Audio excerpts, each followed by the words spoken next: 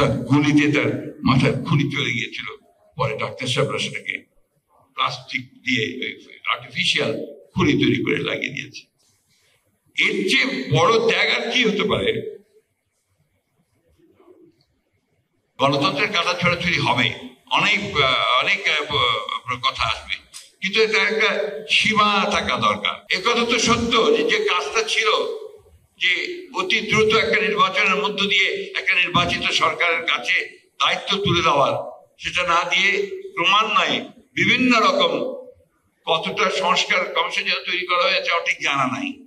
6টা বোধহয় অ্যাক্টিভ, 11টার 6টা অ্যাক্টিভ।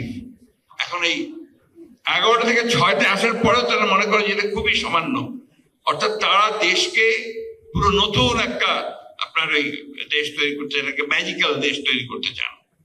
খুব ভালো কথা, কিন্তু আমরা তো চাই যে সেটা জনগণের মধ্য থেকে আসুক। আমরা তো চাই যে সেটা জনগণ সেই শক্তিটা নিয়ে তারা বেরিয়ে আসবে।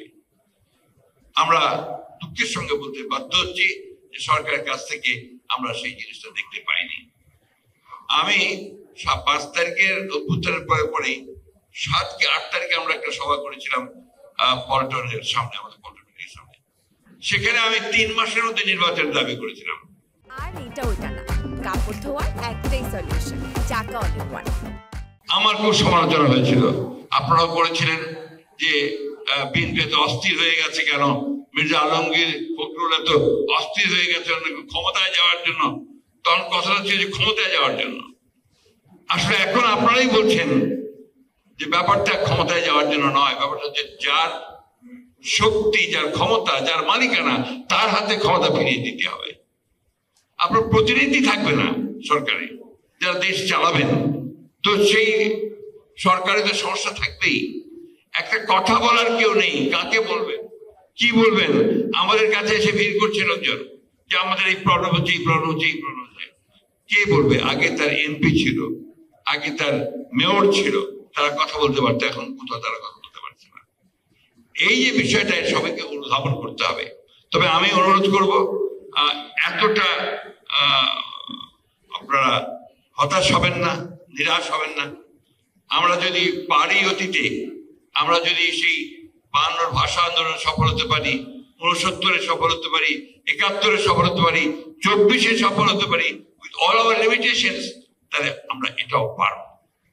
এটা আমি বিশ্বাস করি। তো এই বিশ্বাস করি বলেই আমরা আপনার এগিয়ে যেতে পারবো। আমি কারো সমালোচনা করতে চাই না। আজকে যে সময়টা, এই সময়টা হচ্ছে পারস্পরিক একটা বোঝাপড়া করার সময়। একটু বুঝে নিয়ে, পরস্পরকে বুঝে আমরা যদি খুব দ্রুত এগিয়ে যাওয়ার চেষ্টা করি, তাহলে ফলটা লাভ করবে জনগণ, তার একটা প্রতিনিধিত্ব থাকবে, তার একটা সরকার তৈরি হবে। এটাতে যে সব শোনা হয়ে যাবে, সবকিছু আপনার সমস্যাগুলো মিটে যাবে তা না, কিন্তু একটা রাস্তা তৈরি হবে, যে রাস্তার মধ্যে দিয়ে আমরা আমাদের কথাগুলো, জনগণের কথাগুলো সেই সরকারের কাছে পৌঁছাতে পারবে। সেই জায়গাটাতে আমরা যেতে চাই। এবং আমার বিশ্বাস যে এত সমস্যার পরেও আমরা দেখলাম যে 12টা মৌলিক বিষয়ে আপনার একটা ঐকমতে এসছে, বাকিগুলো ঐকমতে যাওয়ার চেষ্টা হচ্ছে। প্রতিদিন বৈঠক হচ্ছে কয়েক ঘন্টা ধরে। অনেকগুলো বিষয় আছে যেগুলো আমরাও ঠিক বুঝি না, যে তারা যেগুলো করতে চান।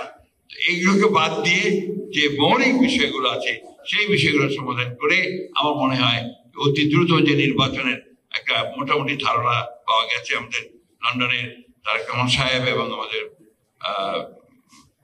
প্রধান উপদেষ্টার সবার মধ্য দিয়ে, যে ফেব্রুয়ারি মাসের প্রথম দিকে নির্বাচন, প্রথম দিকে না, সেকেন্ড উইকে মধ্য সময় আপনার নির্বাচনটা হবে।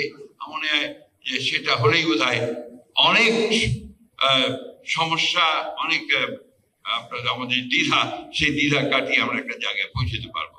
আরেকটি কথা বলে আমি শেষ করতে চাই, সেটা হচ্ছে যে রাজনৈতিক দলগুলোকে পারস্পরিক একটা বোঝাপড়া থাকতে হবে। এই বোঝাপড়া না থাকলে এই যে আমরা কাদা ছোড়াছড়ি করছি, গণতন্ত্রের কাদা ছোড়াছড়ি হবে, অনেক অনেক কথা আসবে, কিন্তু এটা একটা সীমা থাকা দরকার। তা নাহলে যেটা হয় সেটা হচ্ছে যে আপনার একটা তিক্ততা সৃষ্টি হয়, যে তিক্ততা ভবিষ্যতে গিয়ে রাজনীতিকে আরো কলুষিত করে। আসুন আমরা আজকের যে উদ্যোগ প্রেস ক্লাবে, আমি সেটাকে স্বাগত জানাই এবং আমি আপনাদেরকে ধন্যবাদ এই জন্য জানাতে চাই যে আমাকে তারা আবার একটা সুযোগ করে দিয়েছেন আপনাদের মাঝে আসার জন্য। যদিও এই প্রেস ক্লাবে আমার অভিজ্ঞতা জানতে চেয়েছিলেন আমাদের প্রেস ক্লাব, এই অভিজ্ঞতা আমি আর বর্ণনা করতে চাই না, কারণ এটা আমার জন্য খুব সুখের নয়, আনন্দের নয়। তবে এটাকে আমি ওই সময় স্বাভাবিক মনে করেছি, যখন আপনার গেটের বাইরে যাওয়ার সঙ্গে সঙ্গে আপনার এই লোহার বড় বড় হাতুড়ি দিয়ে গাড়িটাকে পেটানো শুরু হলো, আমার তখন এই মুহূর্তে হয়েছে যে আর বোধহয় জীবন্ত অবস্থায় ফিরে যেতে পারবো না। যাই হোক, ফিরে আছি, আপনাদের সামনে দাঁড়িয়ে কথা বলছি। আমরা যারা গুটিগত সৌভাগ্যবান, যারা আমরা এখনো বেঁচে আছি, কথা বলার সুযোগ পাচ্ছি, আমাদের দায়িত্ব হচ্ছে এই যে আমার বোন কথা করেন, ওনার কান্নাটাকে আমরা কি করে বন্ধ করতে পারি।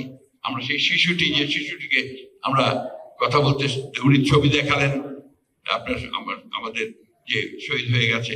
আরেকটা ছোট ছেলে কালকে আমার কাছে এসে হঠাৎ করে এসে আমাকে জড়িয়ে ধরেছে, ওর বয়স 6-7 বছর হবে। বলছে আমার মাথাটা না, খুলিটা নেই, খুলিটা প্লাস্টিকের, অর্থাৎ গুলিতে তার মাথার খুলি চলে গিয়েছিল। পরে ডাক্তার সাহেবরা সেটাকে প্লাস্টিক দিয়ে আর্টিফিশিয়াল খুলি তৈরি করে লাগিয়ে দিয়েছে।